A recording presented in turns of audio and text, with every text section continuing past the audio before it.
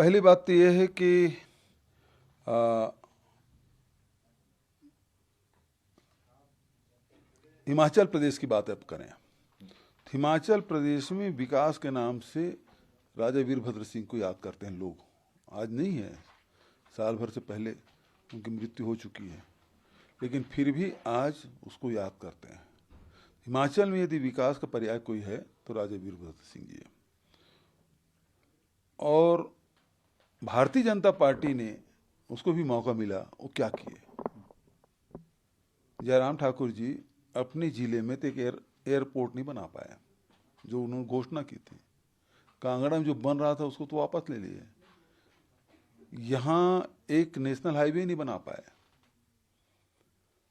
लेकिन राज्य और केंद्र सरकार मिलके महंगाई और बेरोजगारी से लोगों के कमर तोड़ दी है।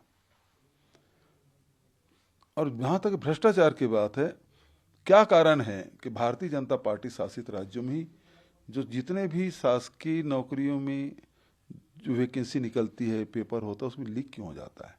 चाहे उत्तर प्रदेश हो, मध्य प्रदेश हो, हिमाचल प्रदेश हो, यहाँ पुलिस भर्ती में पेपर लीक हुआ। तो लगातार इस प्रकार की शिकायतें उन्हीं राज्यों में क्यों आती है। और दूसरी बात यह, संघीय गणराज्य है, हमारे पैसे रोक नहीं सकते। और यदि इस प्रकार की बात कर रहे हैं प्रधानमंत्री जी, तो एक प्रकार से धमकी है, कैसे पैसा आएगा। और यदि 5 साल में उसको पैसा कितना दिए, हिमाचल प्रदेश में अतिरिक्त क्या आया। और पैसा दिए होते तो अभी अभी आचार संहिता लगने के बाद भी बाजार से लोन लिया सरकार ने, राज्य सरकार ने चौथी बार। मध्य प्रदेश में 4000 करोड़ रुपये लिया है बाजार से लोन। छत्तीसगढ़ में कांग्रेस की सरकार है, अभी तक एक बार लोन नहीं ली है। तो डबल इंजन होने के बावजूद भी हिमाचल को क्या लाभ मिला। महंगाई, बेरोजगारी, इसके अलावा कुछ नहीं मिला है। तो ये हताशा है प्रधानमंत्री जी की इस प्रकार के बयान, जो है भारतीय जनता पार्टी का हताशा है। सर, आप शुरू हुआ छत्तीसगढ़ में भी आप लेके आए हैं। ओपीएस एक ऐसा तीर है जो आपको यहाँ जाकर लगेगा और हिमाचल जो है कांग्रेस की झोली में इससे आ पाएगा।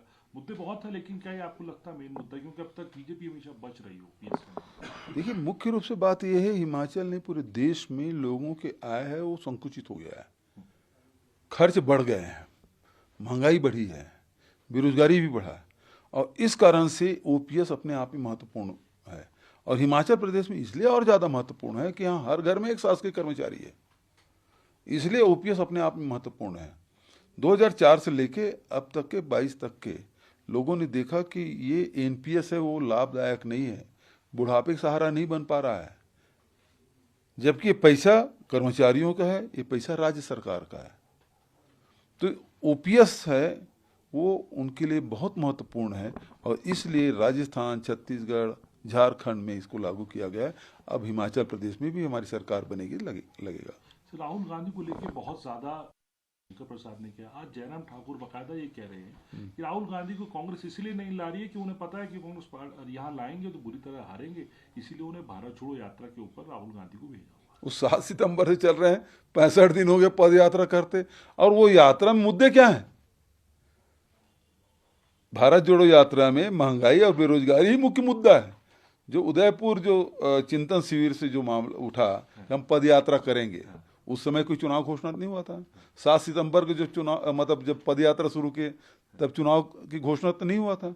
लेकिन मुद्दे जो हिमाचल के हैं वही मुद्दे लेकर राहुल जी पद यात्रा कर रहे हैं, पूरे देश की मुद्दा है। तो वहाँ जो पद यात्रा कर रहे हैं उसकी आवाज़ यहाँ तक सुनाई दे रही है। लेकिन ये बात ये है कि भारतीय जनता पार्टी के नेताओं को रोने से फुर्सत मिले तब ना, अपने भाग्य को संभाल तो ले पहले, तब बात करें। जो अनुशासित पार्टी कहते थे अपने आप को, और राष्ट्रीय अध्यक्ष इसी प्रदेश के हैं, 21 बागी लोग लड़ रहे हैं। प्रधानमंत्री जी बोल रहे हैं, उसके बाद भी नहीं बैठ रहे हैं। तो सेनापति की बात एक सिपाही नहीं मान रहा है, तो समझ लीजिए उसके दल की स्थिति क्या होगी।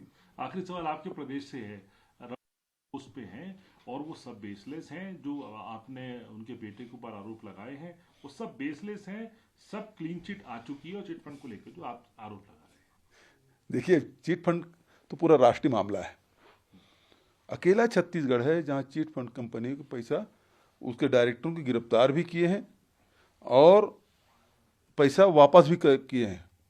बहुत सारे लोगों का पैसा हमने वापस किया है, लेकिन पर्याप्त नहीं है। करीब अकेले छत्तीसगढ़ से 6,500 करोड़ रुपए निकला है।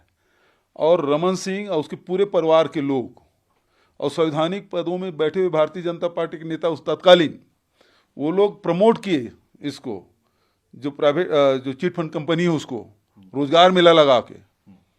और जहाँ तक रमन सिंह के बेटे की बात है, तो रमन सिंह के बेटे के खिलाफ FIR हुआ है, वो कोर्ट के आदेश पे हुआ है, तो क्लीन चिट कैसे मिल गया?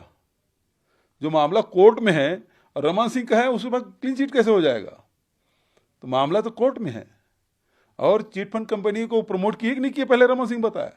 और हम तो ED के पत्र इसीलिए लिखे हैं, भाई पब्लिक का पैसा है, 6,500 करोड़ है, और वो कहीं न कहीं ये मनी कहीं लॉन्ड्रिंग हुआ है, तो इसकी जांच करो आप। क्यों नहीं करती?